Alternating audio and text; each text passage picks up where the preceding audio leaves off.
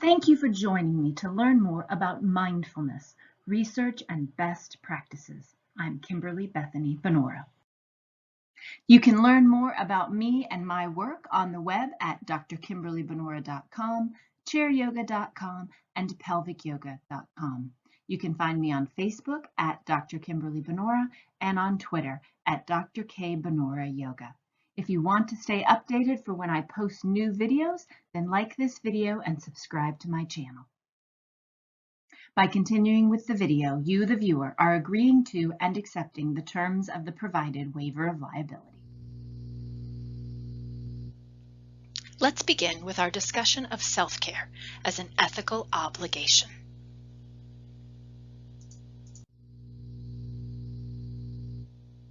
I'd like you to ask yourself, how often do you teach self-care to clients and students as a critical component of psychological health and wellness?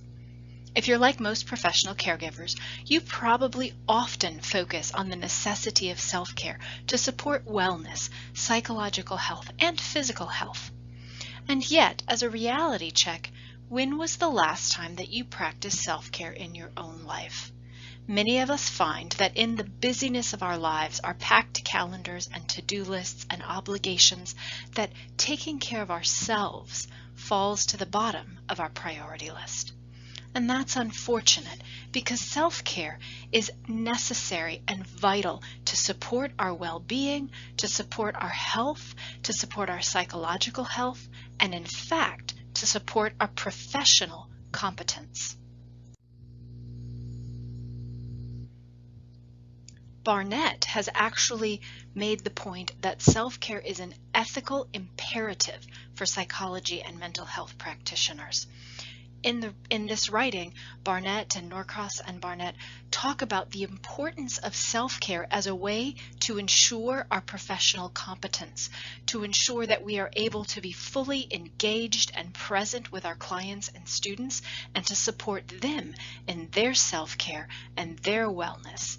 It starts with us having a full sense of taking care of ourselves so that we are best able to help take care of others. An effective definition of self-care for professionals is that self-care means providing adequate attention to one's own physical and psychological wellness. So when we look at self-care in this framework, we are looking at self-care as ensuring that we have the physical and psychological wellness to enable us to be capable to support others, to support our clients, our students, and the other individuals in our lives.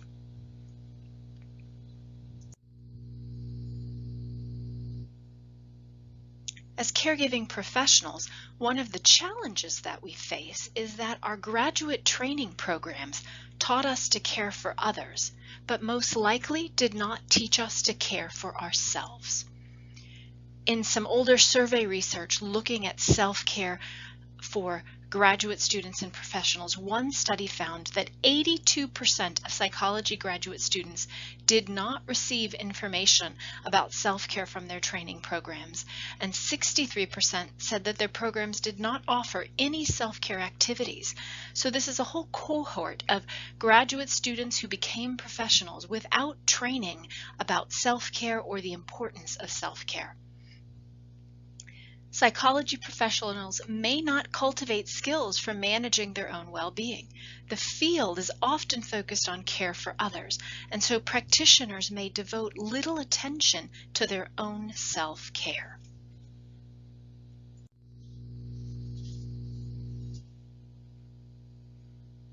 There are many potential consequences, though, when we neglect self-care, consequences that show up in our professional work. We may inadvertently find that we're disrespecting clients or disrespecting our work. We might make more mistakes. We may lack energy, become anxious and afraid. We may find that we're using work to block out our own unhappiness and pain and discontent.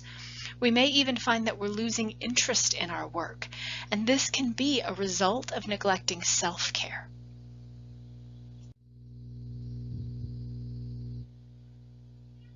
Pope and Vasquez make the point that neglecting self-care early can drain the enthusiasm, joy, resilience, and meaning out of a career. It can hurt our ability to practice ethically. It can sink us in discouragement, compassion fatigue, and burnout.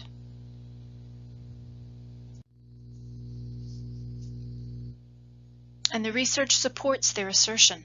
One study found that 75% of psychologists acknowledged that they had experienced stress in the prior 3 years, and 36.7% of those individuals said that that distress adversely impacted the quality of care they provided to their clients.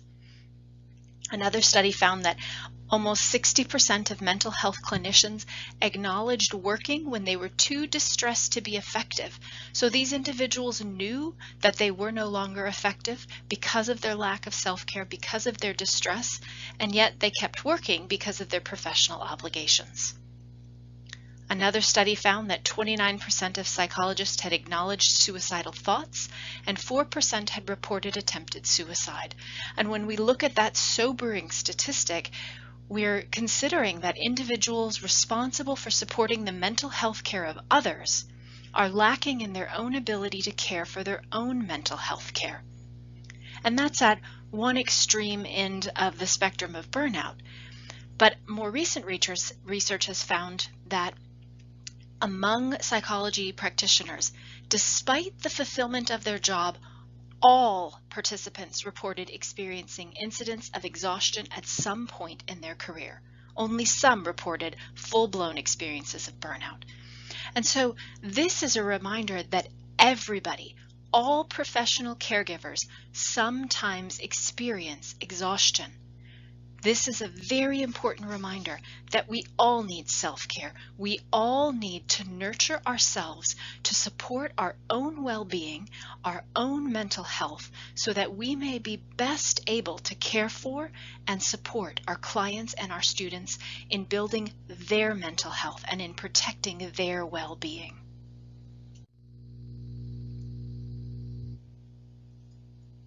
And so what I'm encouraging is that you really shift your perspective. You shift from the idea that self-care is something you do sometimes to the awareness that self-care is not an indulgence. It is an essential component of prevention of distress, burnout, and impairment. It should not be considered as something extra or nice to do if you have the time, but as an essential part of our professional identities. Let's really emphasize that. Self-care is an essential part of our professional identities.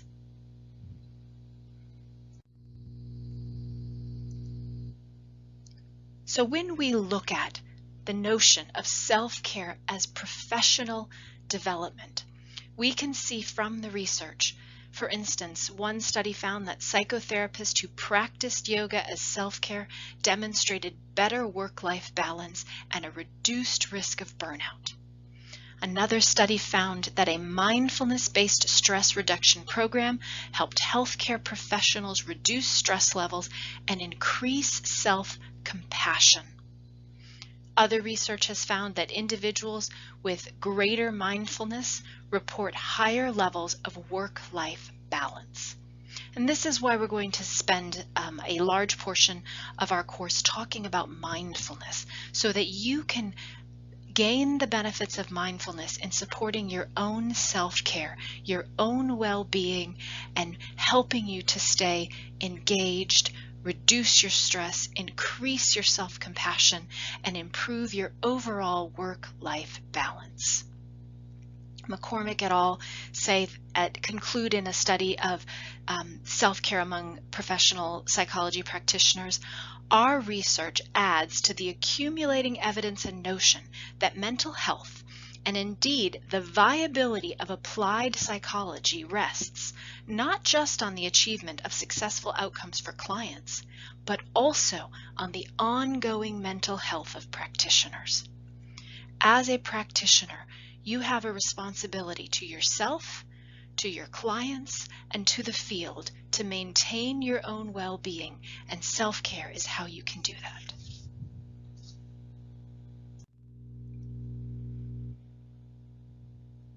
And so we seek balance. Christensen has said, we study burnout and think that applies to the people we're trying to help. In fact, health is on a continuum, with well-being at one end and burnout at the other. And most of us, during a professional career, slide back and forth on that continuum, depending on what's going on in our lives. So this is a reminder that even when we're not feeling exhausted, even when we're not at the end of the spectrum with burnout, that we still need self-care. We still need balance. We need to seek the ability to care for ourselves across the continuum. When we're feeling good and rested and well, it's often because our self-care routines are in place and supporting us. When we're feeling tired and exhausted and run down, then we need to look at where we have let self-care slide and where we can improve our self-care to improve our well-being.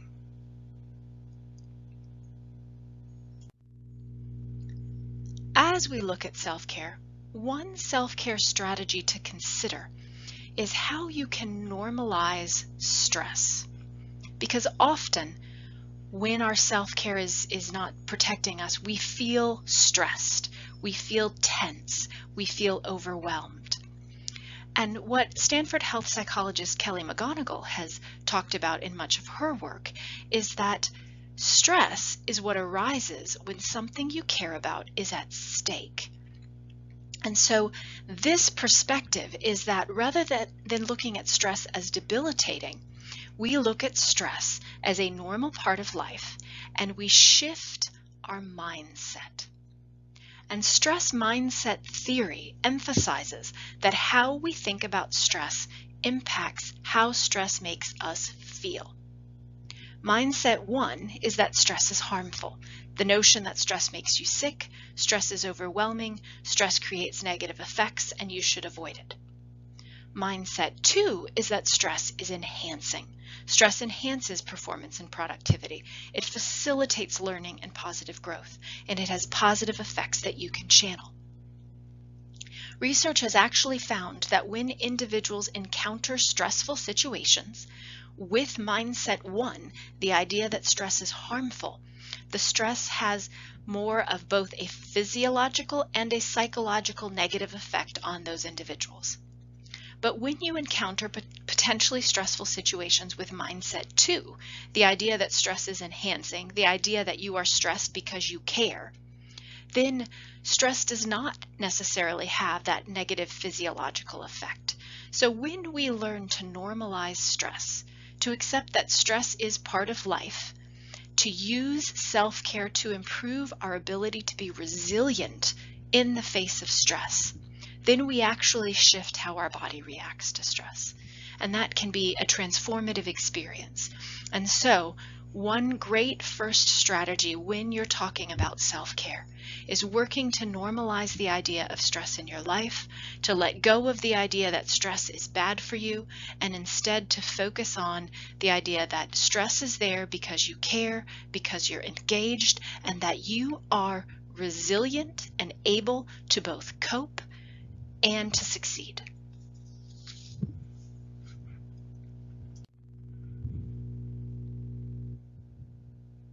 There are a variety of other self-care strategies that you can use to improve your own well-being. Of course, in this course, we're going to be talking more about mindfulness. You may also want to look into the positive psychology research about optimism and appreciation of beauty and gratitude. Finding space in our lives for optimism and beauty and gratitude can all boost psychological well-being and be very effective strategies for self-care. Social support is very, very important, and you'll want to look at both the social support in your personal life and in your professional life. In your professional life, finding peers and colleagues and mentors who you trust and value and who you can talk about your work with, obviously always respecting the confidentiality of your clients, but talking about your work challenges and finding individuals who can support you with research literature and professional strategies that you may find helpful. You need to consider stress management strategies, things to help with relaxation, things to help with the cognitive appraisal of stress. Sleep is absolutely vital to self-care, and the research is very, very clear that if you are not sleeping, you will not be at your best. If you are cutting your sleep short, if you've got a busy calendar and you're only getting 6 hours of sleep a night, you will have more physical, physiological, psychological stress no matter what else you do. So you must prioritize sleep, and I really encourage you to look into the research about the benefits of sleep on the hormones in the body and on regulating emotions, affect, energy. Exercise is a very important strategy for managing your stress, for supporting yourself through self-care. Regular, consistent exercise programs do wonderful things for the mind and the body with reducing the impact of stressors. And you'll find that even if you only have a minimal amount of time, doing a little bit of exercise every day yields very positive effects. There's also research on the benefits of body work, massage, acupuncture, other physical stress management modalities that can help reduce the physiological effects of stress in the body, help to work out muscular tension, and these are wonderful forms of self-care. When we look at self-care, we also need to consider our diet and our nutrition.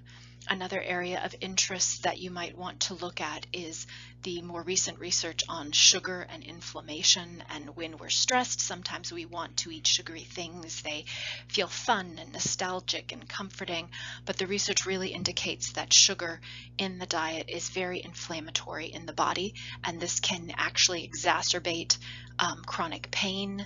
Several chronic health conditions like allergies and autoimmune things can be worsened by sugar in the diet.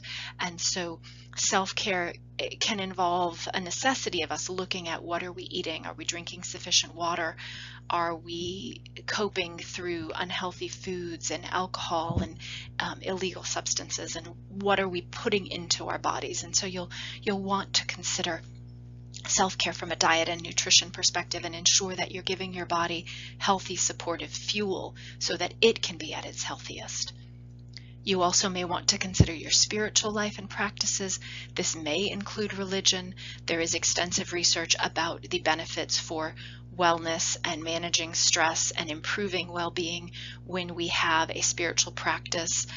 For individuals who choose to practice religion, this can be very comforting and be a very effective coping strategy.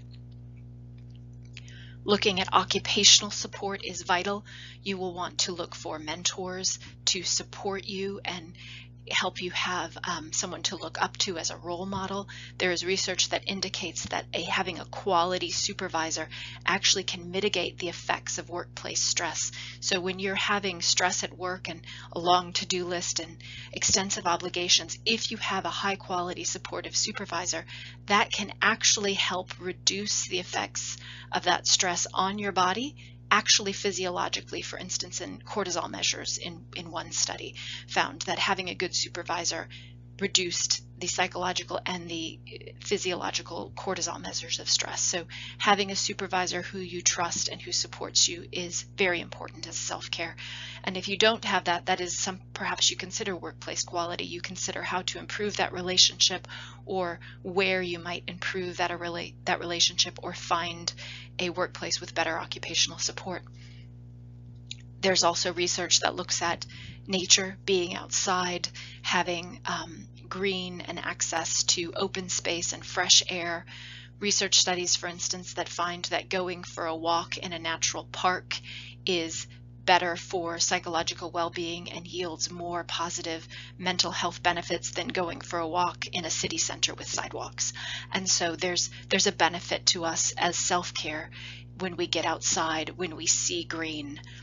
Some studies in occupational stress have found that when people just have a window that looks out onto a nature scene, that can actually improve psychological health. So you'll want to find ways to bring nature and green and fresh air into your life.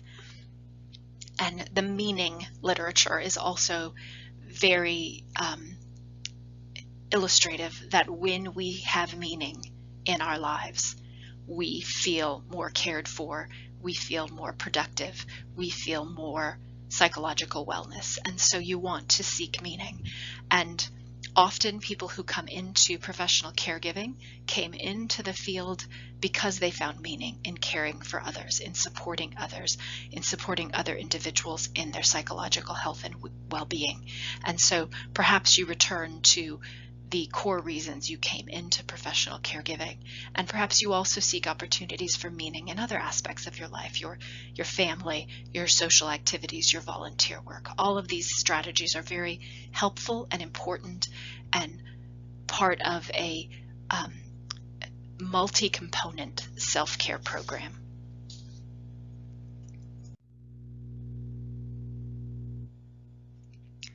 Wise, Hirsch, and Gibson have proposed a model for a holistic future for self-care, and they state, "We envision a future in which effective self-care embedded in a mindfulness-based positive principles and practices is truly valued, supported, and promoted by the profession in a manner that complements and sustains our ongoing well-being and professional competence." And in this model, they outline 4 key principles.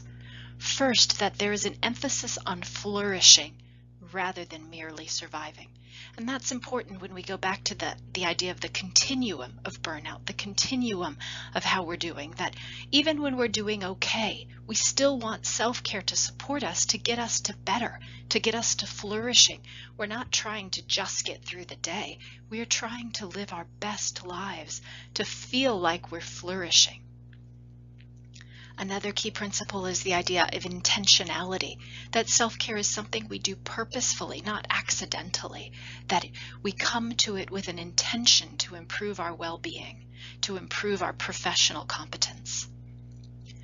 There's an awareness of reciprocity in care of self and others, that by caring for ourselves, we better care for others, and perhaps also reflecting the research that shows that when we do volunteer work and when we find meaning in our work for other people, we actually feel psychologically better, because giving to others provides psychological benefits. So there's reciprocity, that what we do to support ourselves helps us support others, and what we do to support others helps us support ourselves. And then finally, that the benefits of integrating self-care into our daily practices and routines, rather than being just added on to existing personal and professional obligations. So this is really looking at a holistic, integrated picture of self-care as something that we do daily, as something we fit into our lives throughout our day, throughout our week, throughout our month. It's not another thing to add on to the to-do list that makes us feel overwhelmed, but rather part of who we are, part of how we live, part of how we feel well. Self-care becomes like brushing our teeth. It's something we do every day without questioning, because we know how important it is to who we are and to being healthy and to truly being well.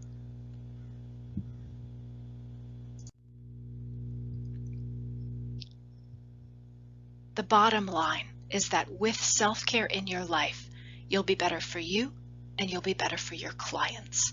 Self-care is an ethical obligation so that you can have your highest level of professional competence, so that you can role model for your clients what it means to care for yourself, to be kind to yourself, to treat yourself with the support and compassion that you deserve. I urge you to really consider how you can improve self-care in your life. And with the rest of the course, we'll offer strategies and activities to help you set a self-care plan that works for you. Thank you for joining me to learn more about mindfulness research and best practices. If you like my content, please subscribe to my channel to stay updated for new videos. I'll see you next time.